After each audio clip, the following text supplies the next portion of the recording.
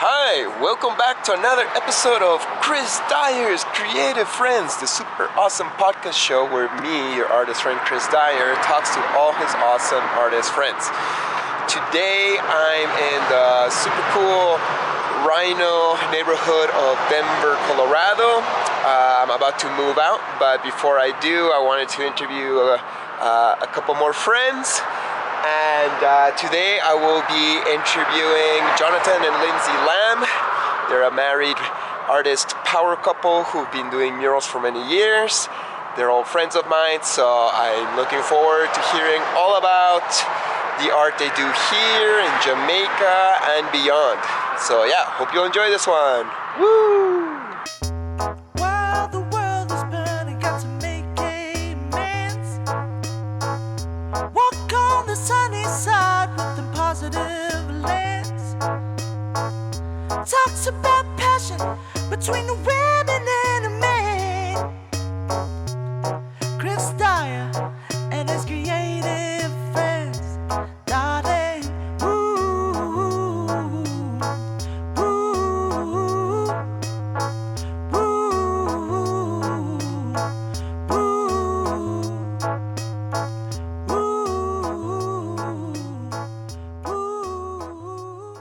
Hey, thank you so much for having me over your beautiful home here in the Rhino district of Denver. How is it living in this street art mural hood? Like, tell me a little bit about your neighborhood first. Well, it's action-packed now in 2022. So it's entertaining out of every single window of our house, and it's also a beautiful place where we're able to rest, relax before the next project. Mm-hmm. Because you guys got a beautiful home with many floors with lots of views, but all of a sudden you look out your window and somebody's getting, like, a wall getting bombed. Yep. How did that blockbuster outside happen? Like, did you guys catch it, or you wake up one morning and No, it was we were out of town for it, okay. so it was just a surprise to come home to. Uh-huh. You know, but it's like the local sketchbook. It gets buffed every 3 months or so ish. Okay. And Except for the garage doors. yeah, the Okay. garage doors. You're safe and sound. Yeah. Thank you No, for giving me that but- wall, by the way. I've Yeah. been living and working in this neighborhood for 15 years, Uh-huh. and it's beautiful to watch the growth. There are growing pains with it. I mean, you're living in a permanent construction zone. Right. There's like, from the roof here, I think you can see 20 cranes, Yeah. you know, but that growth also provides jobs and opportunities for creatives and ourselves to be able to walk out the front door and go walk to a gig and paint. Right. Or to a bar, or to a party, art show. Yeah, it's You know, great. whenever we hanged out, like, we just walk around your hood and it's a good time no matter where we end up. Yeah, True. I like that about it's our the own Rhino. Winwood, you know. Right.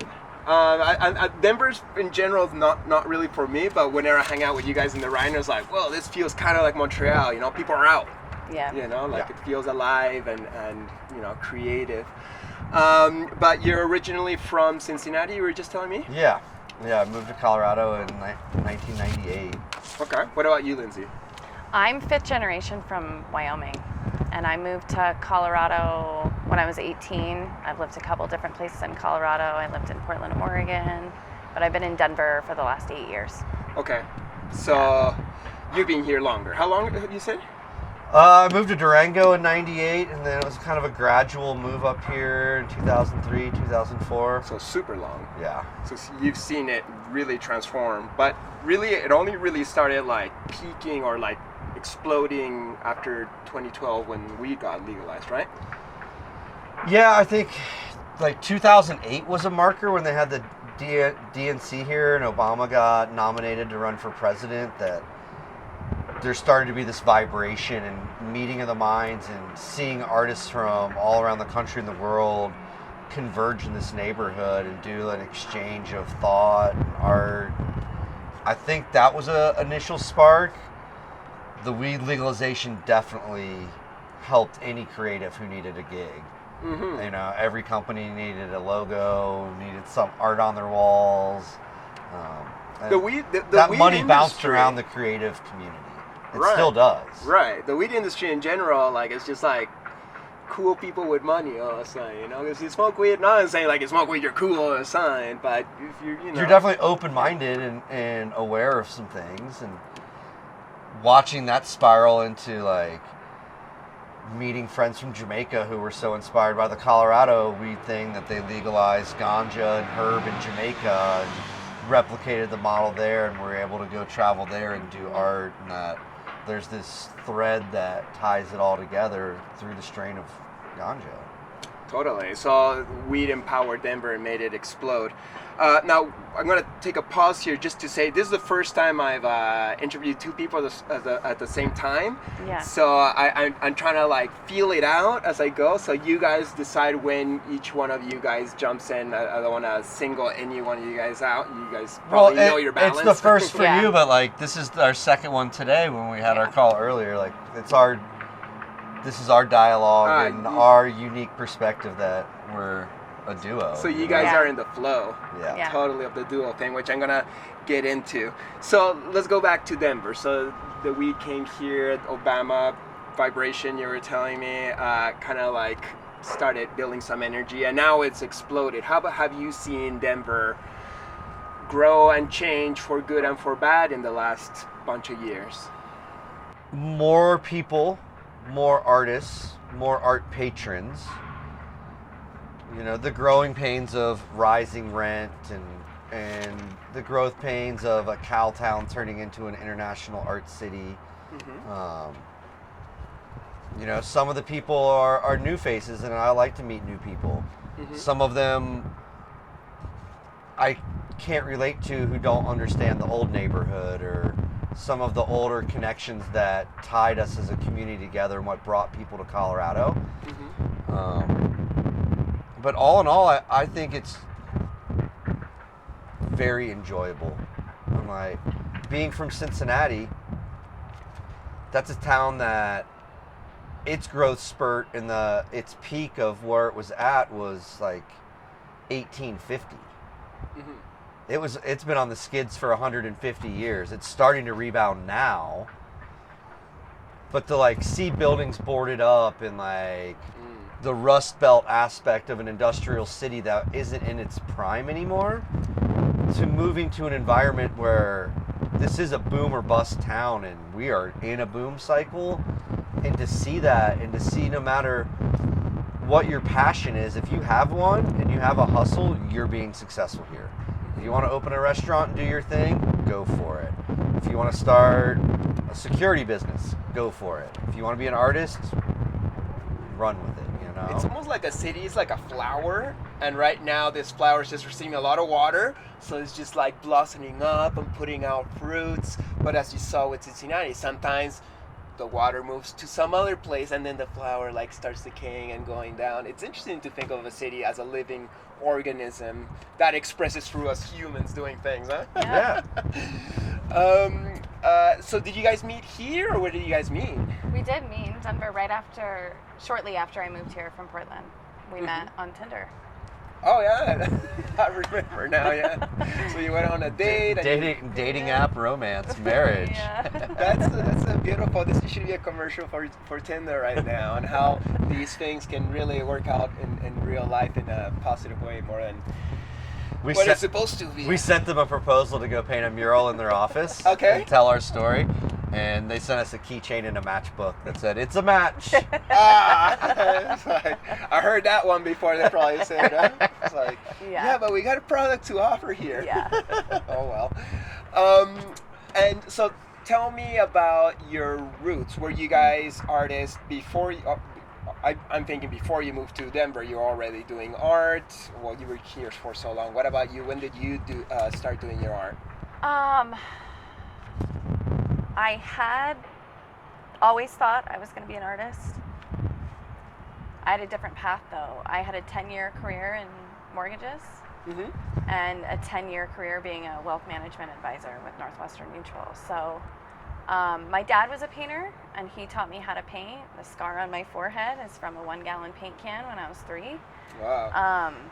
So it's always been a part of my life. I've always had owned scaffolding and been able to paint at any point, but I probably really started painting in 2015. Collabed with some other artists, did some solo murals, and it wasn't until we were on vacation and had access to a beautiful brand new concrete wall at the Airbnb we were staying at that we collabed just for fun, and we're here now. So yeah. Nice. That's so great. So you were already doing art, and then you were dating, but you were just doing your things apart. Separate things. I mean, we did some illegal stuff together, but we never planned to consciously collaborate and paint together, other than some illegal stuff at night. So yeah, it was. It's a beautiful unplanned. love story. Yeah. Love and art. What about you, Johnathan? When did you start doing your I've art? always been pursuing art. Like, it's what I wanted to do as a child. And I came out here to go to art school, and my love of the mountains and skiing. Which art school did you go to out here? I went to Fort Lewis College in Durango. Okay. It's How a was that? liberal arts school. It's great college. Love the education. It is in the mountains. It's absolutely stunning landscape to study and live in. And when you came out as an artist, was it straight up murals, or did you have like canvas studio work? What was your route? Yeah, it was those traditional canvas studio work, trying to paint larger, the financial constraints of being in your adolescence, teens, early 20s to try to fund large scale work, but found it, did some walls in Durango with buddies. There was a mural program at the college that I took. The professor was a mural painter. So learned some of those tricks of the trade, but I remember when I was painting 30 by 40 paintings, I thought those were giant paintings and that I was really making a huge impact. And, right. It's funny to reflect back on that. When did it explode into okay, let's do giant walls now? It was a gradual process. Once I was up here and meeting some other creatives and just kind of pushing ourselves to start working larger, working on plywood, sticking some boards together, building it up, finding some property owners who would let us start painting the sides of their walls or old billboards, doing wheat pastes and working larger, just challenging ourselves to work bigger and get the tools and the know-how and techniques to work larger. What about you, Lindsey? I saw my dad painted murals, so I watched him when I was a little girl. And then... So it's almost like your inspiration number one was murals, not so much canvases? Not so much. My dad painted walls, mainly. He did have a time in his career where he painted canvases, but by the time I was born, he just painted on walls. So I kind of couldn't imagine not painting on walls or seeing someone do that, I guess. Yeah. Right. It's just such a more abundant kind of canvas that you can do so much more stuff, even though it's a lot more tiring and physically exhausting. Do you guys bounce between walls and canvases a little bit? What do you find the difference, advantages, pros and cons of each thing? I have to say some pros is when you do paint large, it definitely can speed up when you reduce the size. Obviously, attention to detail still matters in a smaller piece, but the quickness of it kind of comes together much easier if you don't have time to get on a lift and drive it around, and there's a lot to painting on a wall. Two, the difference in the amount of life energy that you give to a wall is a different scenario than painting on a canvas. I do enjoy both, and we do, this year especially, we've been bouncing between creating canvas work, panel work, and painting big, so yeah. I like the balance between it all, where it's I love going and painting large scale walls, spending 2 or 3 weeks on a large painting and then coming back in and doing studio work and working in a climate controlled environment where it's not as physically laborious, but still rewarding. Do you think you'll have the, like, say I'm 43 and I'm still pretty strong, I'm still doing my murals, but definitely there's some days like, whoa, do I want to be in my 50s and my 60s still, like, getting up in a ladder, sucking fumes all day? Like, do you ever think, like, this is something that eventually you'll be like, oh, my time for muraling will come to an end at some point? I think there has to be. I don't see, like, the extremely large-scale stuff, without assistance, I don't see being able to paint that stuff in my 60s. Unless you art direct it. Exactly. Yeah. Right. You know, I'm really interested. The art festival that we're going to, Blink in Cincinnati, the hotel the festival put us up in, has my favorite mural in Cincinnati on it. It's this really kind of minimalist, geometric shape. It's three-dimensional. But the muralist who painted it is coming to do a panel discussion with all the other muralists, and it's the 50th anniversary of him painting the wall. Wow. Yeah. So I'm interested to, like, have this dialogue with an elder statesman muralist of what was his experience as he aged into his silver and golden years. Right. Maybe I pick up a pointer or three, you know. Right, totally. Hopefully you learn how to, like, continue doing murals into your 80s. Right. If that's something you'd even want to do, or... I know. I mean, for by me, that point, I think the drones just paint them for you, right? Right? That's the next You just thing. think about it, and Isn't it's like... Joe doing that project? Yeah, everyone's trying to figure that out, you know? Right. Well, then they'll take our jobs. Well, you can just sit there and think about it and still have the idea and use the tools. It's, Right. you know, the same... I look at it like, if Monet had a spray can, he would have been all over it. Like, if those classical painters from antiquity or the Renaissance or Impressionism, like, to have the modern tools and techniques that we have, Right. forget about it. I would love to see what they did with it. Right. Yeah. That'd be so sick to see, Yeah. man. Do you do most of your jobs here in Denver that has a lot, or do you spend half the time traveling? What's your division of gigs that come your way? We've been trying to expand our markets and travel more and not oversaturate ourselves in this market. This year we were fortunate that we did our lone outdoor project in Denver was extremely large scale. So we were able to spend the month of June painting outside in Denver, but the rest of the year we've been traveling, painting elsewhere. Okay.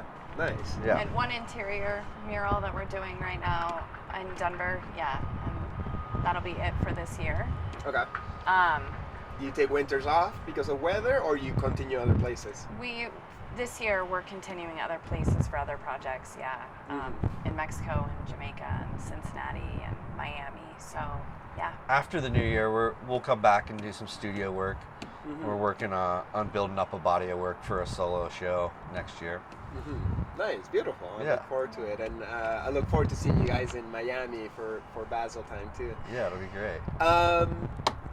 So Denver, I want to ask you at the Denver street art scene, because you've seen it grow throughout the years, and I'm an outsider. I'm from Montreal, which is a big street art scene, and I come here, and it's like a city that, this is my personal observation, I hope no one gets offended, but this city wasn't like that cool just like 10 years ago, and all of a sudden it's super cool, so everybody's just jumping on board, and you know, there's all of a sudden all these murals popping up.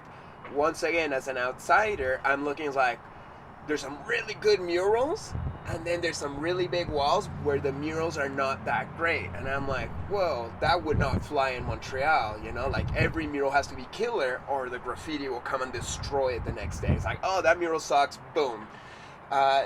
that doesn't seem to happen here. It seems like there's a lot of politics, and who gets a wall is more probably connections over talent. I don't know. That's why I'm making you a question. I'm a little in a state of confusion. How do you see everything I just did? You want to take just that one? reflected to you?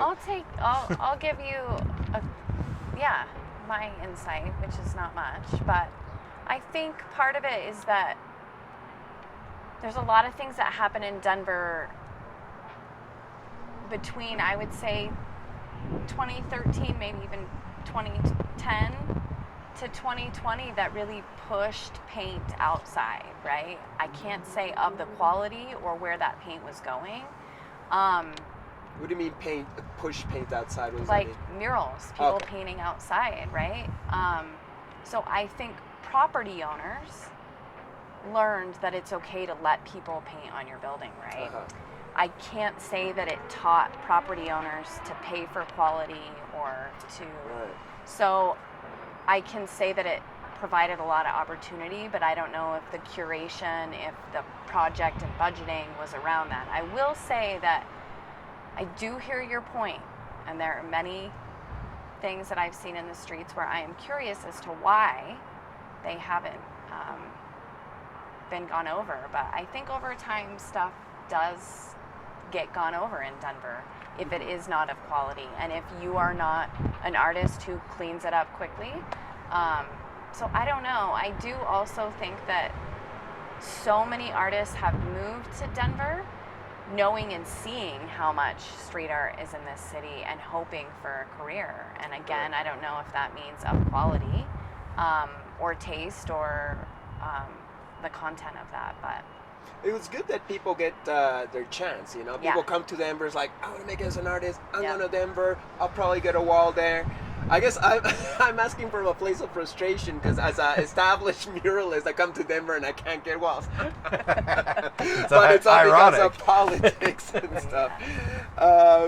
But what about you, Johnathan? Have you seen the politics of curation and murals change throughout the years? All of it. But Weren't you guys running crush walls at some point? yeah, we were doing that for a good handful of years. And it's been beautiful to watch artists learn to mural, learn to use a spray can.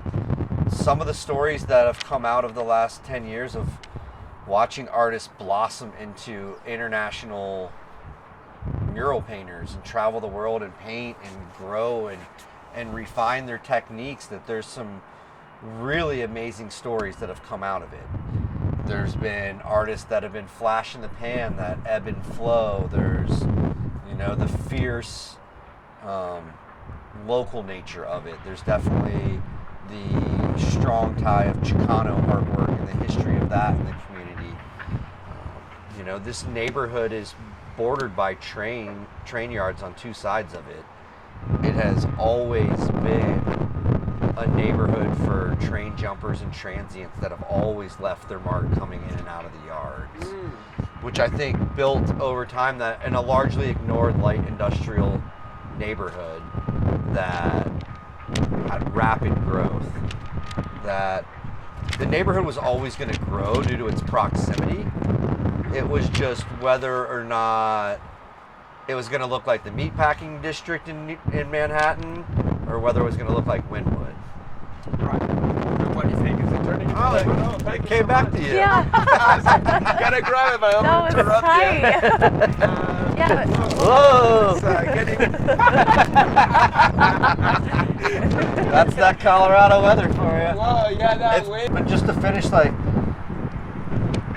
I do feel that this city is a good incubator, where the pressures of painting in New York, LA, Montreal, Toronto, and a major international city, that some of those pressures don't exist here and allow artists the time and space to develop at their own accord. That's which I think is a beautiful part of this community. That it supports creatives, even if those are some really misguided decisions. But you never know, gotta try things, I guess. It's being figured out as you go.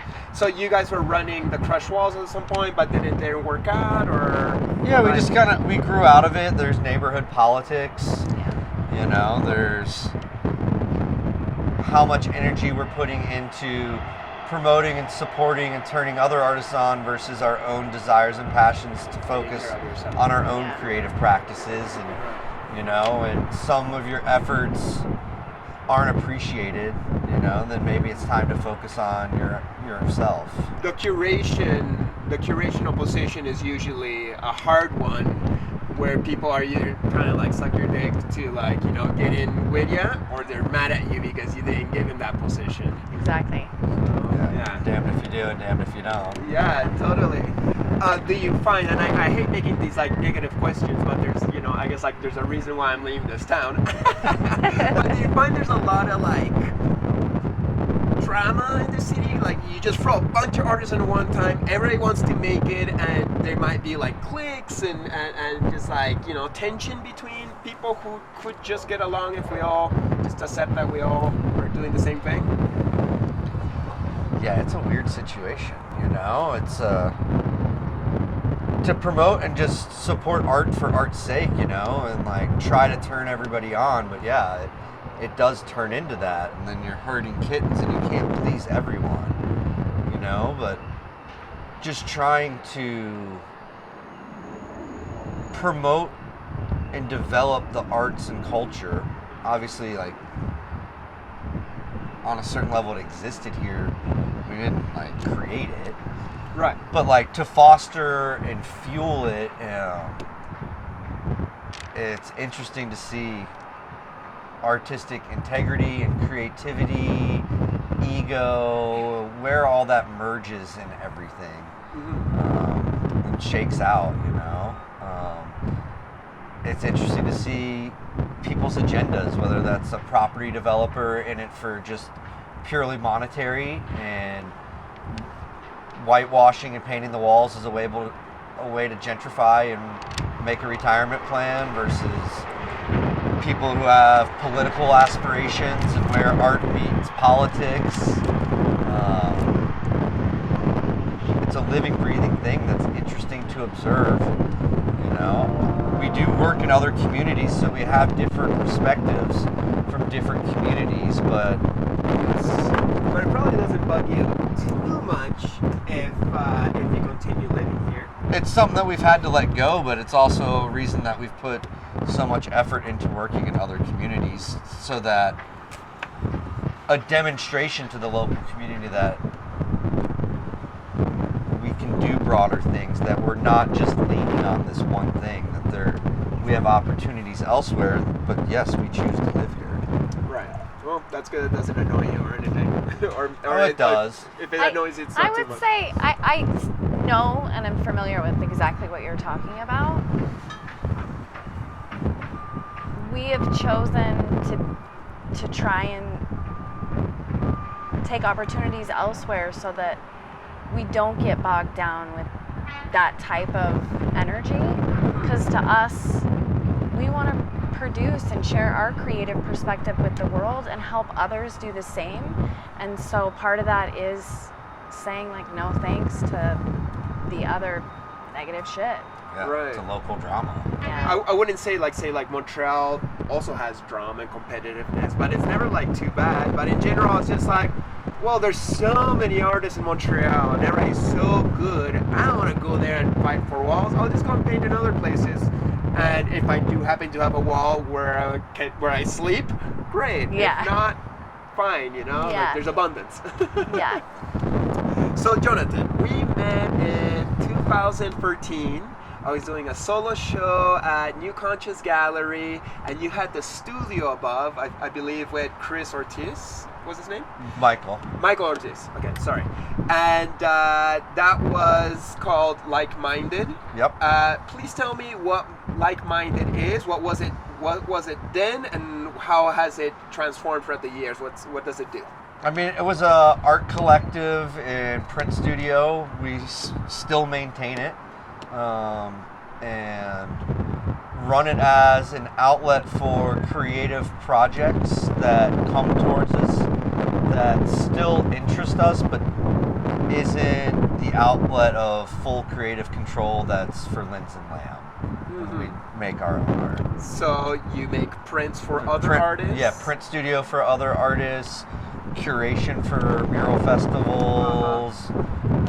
Right, so corporate like-minded clients. could hire Lindz and Lamb, Yes. but it's not the same thing. Yeah. Yep. That we keep it separate, and some of that was that original confusion of what like-minded was, and making sure that our creative moniker is a separate thing to maintain its independent identity. Right. And so you make prints, you curate. Yeah. And that's the general service. Yeah, exactly. Yeah, we offer e-commerce print on demand for some artists through our website. Curation, project management. John managed some really cool projects across the United States this year for some companies, and artists had the opportunity to paint, and so that all falls under like-minded. Yeah, it's just an artist network that we've developed over time. Nice. Yeah, I remember like back then it was a big loft. It was beautiful. You had a Shepherd Ferry wheat paste on the wall that he had dropped there in passing. And I don't know if there were like festivals happening yet, but you were kind of like looking out in the neighborhood like, oh, there's some walls, I'll hook up artists with it. Yeah, we started painting our building, you painted it, and like just started knocking on our neighbors' doors and just building it. It grew into what it is now, Crush doesn't exist anymore. Oh yeah, Crush Walls is done? But the neighborhood still continues to grow, artists continue to work in it. The developers who are building new buildings are still hiring artists to be creative and integrate into the creative fabric of the community to keep the identity. Right. There's an important role once again in the curational position, because like a building owner is like, okay, I want a mural, but like what? Do I go and choose my favorite mural if they even have a taste for art, or do I go to an entity like-minded and do I get them to decide what mural would be aligned with this building or neighborhood? Yeah. Which is important. And that's why when we were curating, we strive to do the best job possible to show that. Like, these artists partner with these buildings, and these are the personalities of the property owners or the business owners. Let's connect the right artists with the right people on the right projects. And when you're doing that at a scale of 100+ murals across the neighborhood in a month for the year, that's really providing identity to the community. And for the most part, I feel that we were extremely successful and have a proven track record where people keep coming back to want to work with us because of the success that we had. Nice, congratulations, man. Yeah. That's great. So, tell me more about Lindz and Lamb as a entity, a brand. Obviously, it's you two painting murals. That's the gist of it. Is there more you can tell me about it? What do you offer, as in like when somebody comes to you guys and they want a mural, what's the art you're providing? What's the vibe? What's the philosophy, or what's the energy that you're offering and serving to the people who come to you artistically? Well, we paint kind of two different styles. One we call lamb lines, which is razzle dazzle, which is a form of camouflage. Hard lines, straight lines, varying in colors. That to us, well, to me, really shows the duality that this world that we live in is. Contrast. And, yes, and that contrast exists in everything simultaneously together, right? So those lines are together in our pieces. So yeah, those are called lamb lines. Those can be completely abstract or have a little bit more direction and story behind them, with words or color, or the pattern might be inspired from something else. And then we also paint what we call landscapes, and those are our version of landscapes. So Okay. those are also more minimalist as far as a landscape is concerned, but still very straight, hard lines. Very stylistic. Yeah. You just did a huge Geometric one, abstraction. some big building somewhere, right? Yeah, in Grand Junction, Colorado. Okay, Yeah. nice. Congrats on that Awesome. one. It looked huge. Yeah, Nice. yeah, it was. So that's great. It seems like art like that is it's something that like anyone can get into because it's not, the subject matter is not attached to like a specific culture, or it's not quite abstract. Well, is it abstract? It's a abstraction. Uh-huh. It's a stylized rendering where we're not, although we're taking subject matter in real mountains as reference, Right. Local iconic peaks, Uh-huh. we are rendering them in what we feel is a unique original style that isn't, trying to be just photorealistic. Uh-huh. The It's raining on us right now, so I'm just trying to like make sure that my equipment doesn't get too much water, but it's so refreshing. Yeah, it is nice. So it's getting really, really bad now. Should we finish it downstairs? Yeah, maybe. All right, so we had to come back. We had to go indoors. The weather didn't allow us to stay out there with a beautiful view of the city. It's like what Lindsey was talking about with our art. It's duality, So Yeah. from painting murals to being in the studio, we went from outside to inside. It's a reflection of what we do in our practice. Thank you for this delicious chocolate, by the way. Yeah. Some product placement here with their art. How is it licensing your art? Is that a big part of your brand, or just something you do on the side, or is it helpful, difficult, easy?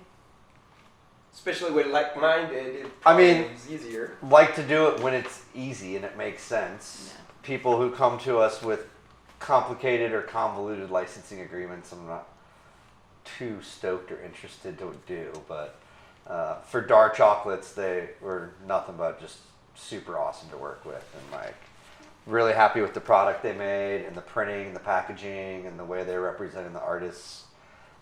So everything lined up for that project. Nice. Yeah. So Lindsey, we first met in Jamaica when our friend Joe in Tune Arts hired us all together along the Chaz from the London Police to paint some murals at the Bob Marley Mausoleum in 9 Mile, Jamaica. For me, that's probably like the coolest, most awesomest thing I've ever done in my art career and in my life.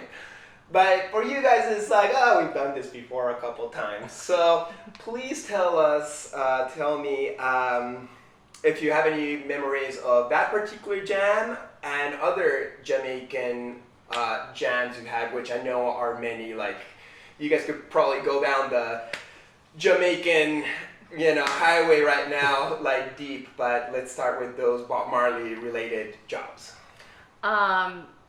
The mausoleum was an amazing experience, just as you expressed. I feel the same way. I have only painted at that property. John has had the luxury of painting at other Bob Marley properties, but that was the first for me and super amazing. I would say, you asked also some other highlights of Jamaica. I would say what sticks out there in a close second to that project, if not maybe a little more, is the project we did this January at Haile Selassie High School in Kingston. So those are definitely the top 2 painting experiences for me in my life so far, and they both happen to be in Jamaica. Nice. For me, having the history and the repetition of painting in Jamaica so frequently over the last decade, I really thought our trip to 9 Mile was super special because we were able to share it with you and with Chaz and Chinny and Ray, and that it was cooler to have the group hang and go paint together and share that experience in such a sacred place. And you still had your locks at that point, and it was just so clear, like watching you, how special that was to you, and like watching you hike up on the hill and meditate and draw. And I remember the night where we were just sitting around the table after dinner playing the World Capital Yeah, game. I love that game. Chaz is so funny. He's good at it too. Or the night that we went to that bar with the locals. Yeah, and we they like walked in on the wedding party. Yeah, it was like a wedding party, right? And it was such a good vibe. Yeah. Like, I'm always so nervous there because, like, you know, I'm an outsider, but you always seem so comfortable. We met an artist who lives there, a younger man, Yap Chen, and we've stayed in touch with them and continue to bring him art supplies when we come back. And Cool. it's been amazing to keep the connection in 9 Mile going and alive as more artists continue to go paint there. I also love the story. After we were done painting there, you asked where you should go for a couple of days before you had to leave the island. Right. And I suggested go to Negril. Uh-huh. You know, I called my buddy's resort and asked if they had availability and left my name. And then you arrived. And I didn't really put it together or give it much thought. But, you know, on Facebook, if you have a mutual friend who likes a post that, like, shows their name when it says and the number of likes and others like, that the owner of that resort's name always liked your social media posts. Mm-hmm. I didn't even really think about it. I just go to the banana shop and knock on the door. Uh-huh. Because it was so cool, you know, it was like the dispensary of Negril too. Yeah. And then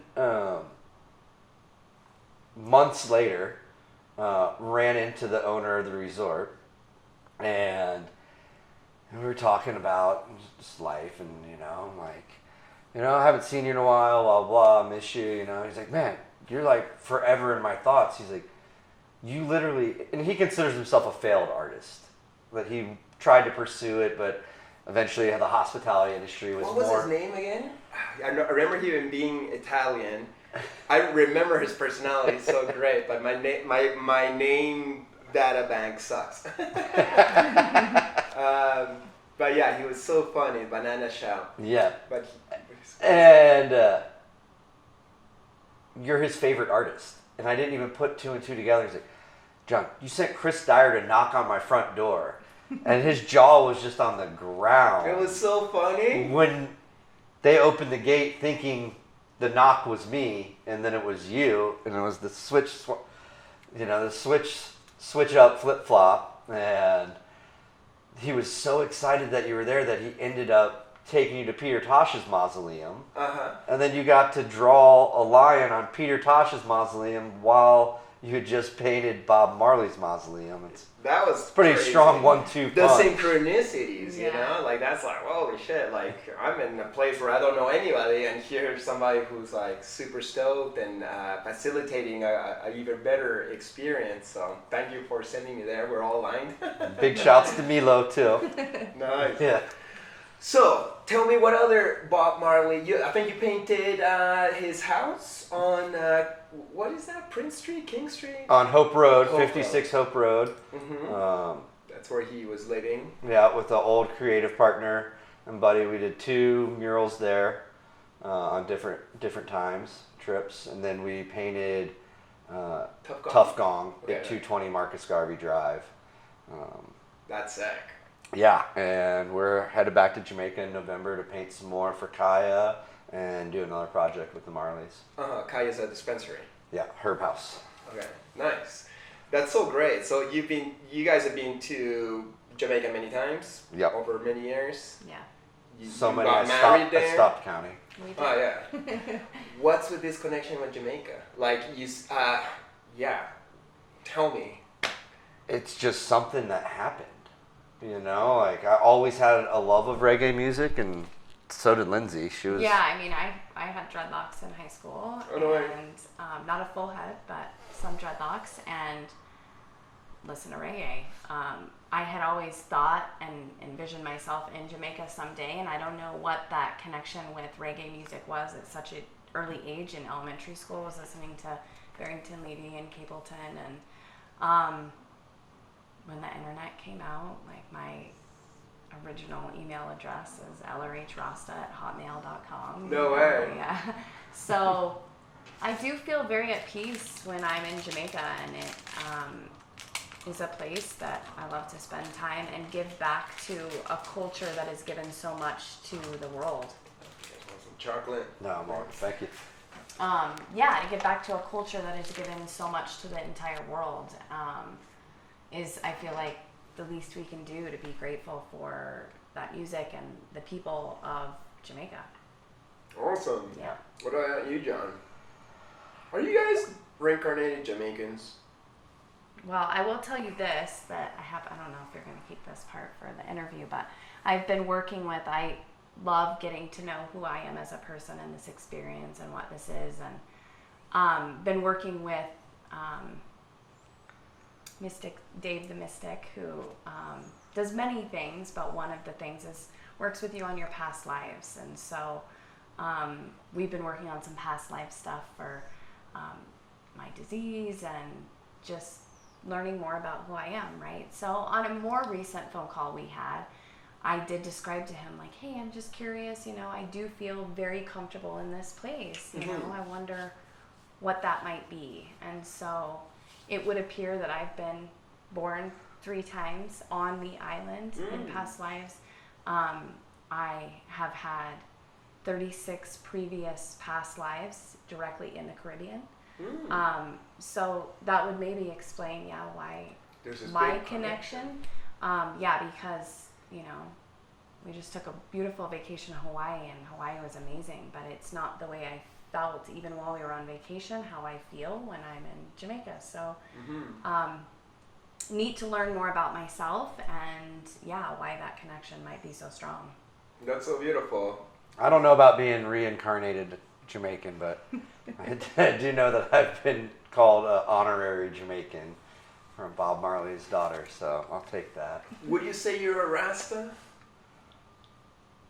I feel that I have the values of a Rasta, but that I never tried to appropriate an appearance and lock my hair or dress a certain way as an identity. I just listened to the music, studied the writings, and tried to live by those values.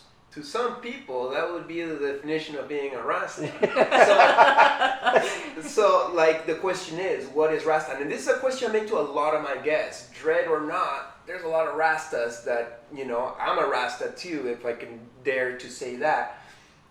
Is it about the one love, and it's not a racial thing? Obviously, it is also a racial thing. It is about Ethiopia and Africa and all this stuff. But spiritually, it seems like a liberty. It seems like actually, yes, this is an expression of God, but it's also about oneness, right?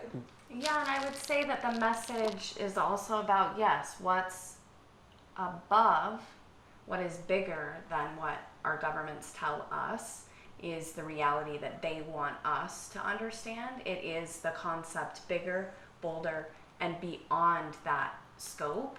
And I think we all want to connect with something bigger than what's handed down to us through a school system or through a government of whatever country, whatever state.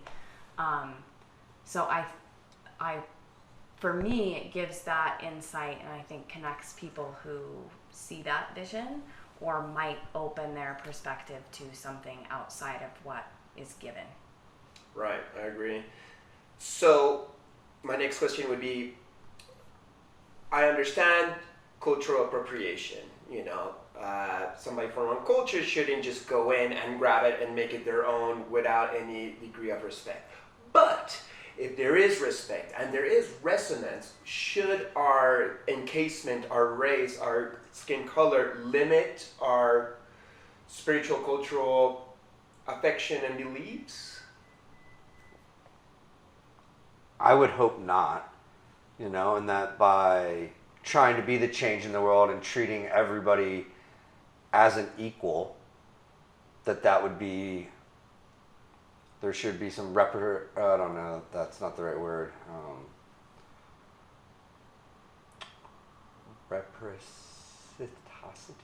Reciprocity. Yes. Reciprocity. It's a tough word. I don't get it neither.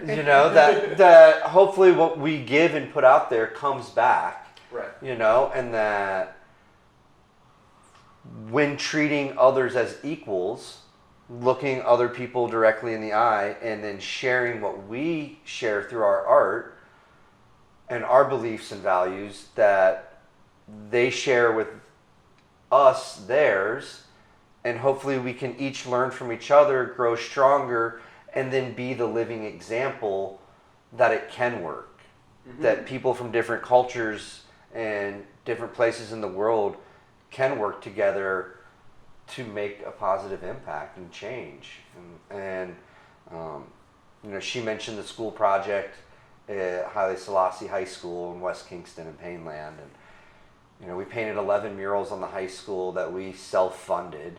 We brought artists from Colorado, from the UK.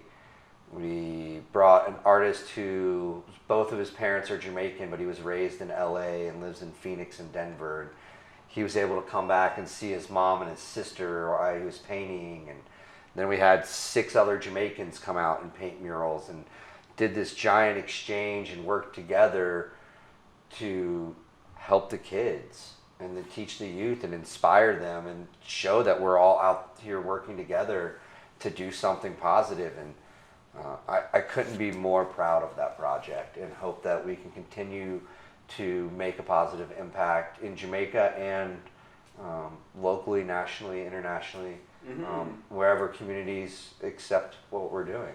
Well, I cannot see another a bigger example of reciprocity, or to make it easier, the I and I. Yeah, You know? exactly. Yeah. And you know what's funny? In Peru, in the jungle, they got a word called Aini, which is I and I, which also means reciprocity. All right. Yeah, Okay. it's like a whole like the Aini, you know, we all like giving to each other, and that's how the world's gonna The work vibrational out. exchange. Right. Yeah. So I love to always tag it back to Rastafarianism or just Rasta culture, because there's a lot of things that, you know, resonate with me. Like, I'm not one thing, I'm many things, but I would hope Rasta was one of the ingredients thrown in the soup of whatever the fuck Chris is. Yeah. I think it is. So tell me, this project that you did for Selassie High School is with one of your companies, right? You got a specific charity company for painting or something like that? It's not a non-profit. It's set up as a limited company in Jamaica, but it's called Touch Up. Touch Up. We touch up your wall. Yeah, I love it. I couldn't remember the name, but yeah, I've always thought it was so funny. So it's something that we've been working on and growing for about 8 years through projects with Kaya Herb House, independent projects, and it's seeming to start getting momentum. There's some other street art movement programs that the Jamaicans have been doing, and we've been communicating and working on future collaborations together. And the street art scene in Jamaica is really starting to thrive. It's a beautiful thing to see. That's awesome. Yeah. Even the skate scene a little bit, right? Yeah, I mean, they got the skate park out in Boston, and like it's pretty sweet. That's awesome. Yeah, I used to work for his brand Satori Movement, and they used to come to Jamaica. Actually, Bring the boys. Brian Nejedly, who I bumped into Kaya Herb House when I went there, is his brother. And it's like, what? Like, we're just bumping into him. I just arrived. This is crazy. So there must be a lot of like mystic line work in that island for things like that to be so aligned and synchronistic. Yes. Lots of synchronicities. So you guys are successful artists, both as artists who make art, and you have your companies. Would you have some words of wisdom to the artists that are looking at that, you know, who might be younger, who, you know, might look up to you and be like, wow, here's a couple, they're married, they're intertwined, they tolerate each other, they travel the world, you know, like, is there anything you can say to, like, you know, give some, you know, motivational or words of advice to these, to mostly people who watch this show as young artists who want to see people who've done it? Yeah, I would say stay authentic is key, and also remember that every no is one step closer to a yes. So although no's are hard to hear, I'm grateful for them because that means a yes is right around the corner. Statistically, that's how it works. So be grateful for the no's. They're the next step towards a yes, and go after, approach people, try. You have an idea, go for it. This world is a playground. Yay, so much abundance. Right. Yeah. I would say hit it hard. You know, not many people are going to pay attention to what you're doing until you're 30, so really just keep practicing what it is that you really enjoy. Respect elder artists, listen to what they have to say. I think it's really important for young artists to find a mentor, and then to understand that the mentorship that an older artist may give you is not a one-way street. And to give back to whoever is going to give you that opportunity. We found a little protege when he was 17 and have been continuing to help and give him opportunities, and be an ear and a sounding board for him. So they're out there, and find artists, go to art shows, get ingrained in your local community, start locally, and act globally. Beautiful. Well, thank you so much, guys, for making some time for me in this conversation. It was super fun. Blessings, safe travels to Florida. Yeah, Wait thank to you. see what the future holds for you. So excited. And thank you guys for watching another episode of Chris Dyer's Creative Friends. Please make sure to like, share, comment, subscribe, all that boring stuff, but that keeps the show being shared with more people. So thank you so much, and see you next time. Blessings. Next episode, my guest will be Rhyme. It's about finding that feeling of home first and foremost within yourself. There are so many people out there that feel uncomfortable in their own skin. So it starts again with ourselves, and then of course our connection with this place we're in right now. Like this earth certainly is a home, isn't it? It's our desire to understand things that we begin to differentiate and commit ourselves to those categories and all that kind of stuff. But if we can let go of all of these different terms and we understand that this is all one big body, certainly the earth itself is not a big ball of dirt. It's an entity, and the proof is right here. And So please make sure to subscribe, like, comment, and share. Big thanks, and see you next episode. Peace.